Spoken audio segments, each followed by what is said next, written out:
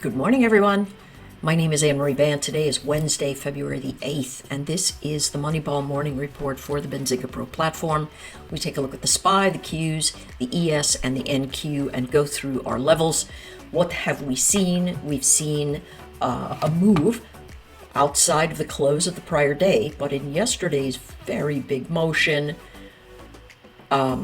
we could not expand into the high of the prior week. We got right to about 88 and then things began to collapse. We're sitting and dancing around this 57 number. Why? Can't really see it from the daily or even the weekly, but for the monthly, this actually is the 50% range of the last major wave that we've had of motion. And so we're dancing around here trying to hold it. It's also the old highs of several months past. So a lot of traders are coming in saying, hey, listen, if we're buyers and we hold this, we've got to hold this formation. So this is a line in the sand that's super important. Holding this edge, say getting up above 4160, we know that our stop might be 4152, 4150, which is kind of wide. But if we watch for it to hold above there and settle out, we're going to push to the north.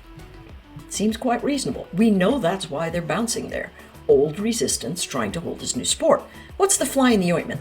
Well, the fly in the ointment is that we had a big push yesterday. It seemed to me like sellers were running for the doors. And we did not get into that prior high. And also, have a look here. On the daily chart, what we have is the prior day giving us both a lower high and a lower low, right? So to me, this tells me that there's relative weakness there. So where would we go if there's relative weakness? Well, the first place we would test is 41.44. And then the next place we would test is probably the wick there, 41.34. And then the close of this area, 41.21, and the close of the prior month beneath that. I expect today to be extremely choppy. We literally have no news, but we do have Fed speakers. And they can always make the markets move because of the algorithmic trading.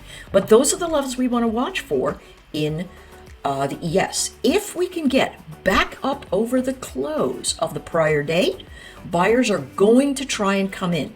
If we cannot breach the pre-market high, we've got ourselves another problem, all right? But that's going to be the line in the sand I'm going to watch, 41.67 for the upside press, right? If we hold it, we can head higher.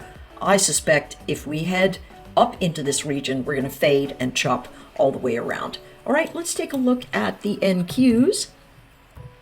And of course, these charts come to us from TrendSpider, which is great. I love this one. Okay, so let's see what's happened. Above the prior month, of course, notice how much closer this one is to the high of the prior week. Look, this is the line in the sand. We're going to see this area as a test or a hold as price action comes in. Notice also weaker, but not as weak as, say, the ES, right? This is more of an inside candlestick. It tested that bottom, maybe held it by a tick. And so now we're looking for, hey, can we get up over that 12,760? And can we hold it to move to the north? A lot of people are thinking this is breakout motion.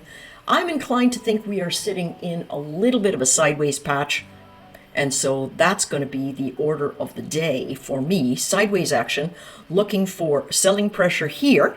If it doesn't come, folks, I'm going to cut and run. And so I'm going to give myself about 10 NQ points and be done with it because I'm going to wait right until the edge to determine what's going on, collapse into tighter time frames, and then make a choice. Simply because we are beneath the close of the prior day, I anticipate a test of these lower regions before the bounce. All right, now let's take a look at SPY. See the levels we watch? A lot of folks looking for 410 to be the area that holds. My thought is that it's actually 412. We are inside of the prior week's total range, but above the close. So that again is bullish. Where we are now is inside of this motion lower, right? We can't see it here because it hasn't started printing the pre-market events for us yet. And so what we're going to look for is longs above 415 and below 415, 414.20, 414.50. We're going to see ourselves retracing back into this 412 to 410 area. I see sideways motion here, folks. I do not see upward pressure holding us. However, the goal of a trader is to find out which direction is the right direction and move. And if I'm wrong about sideways motion, I'm going to start seeing it at the breach of this 415.20, and I'm going to retrace myself and say, all right, if that's wrong, I'm going to go long, and I know what my next target is. It's last week's high. For the Qs, same sort of situation.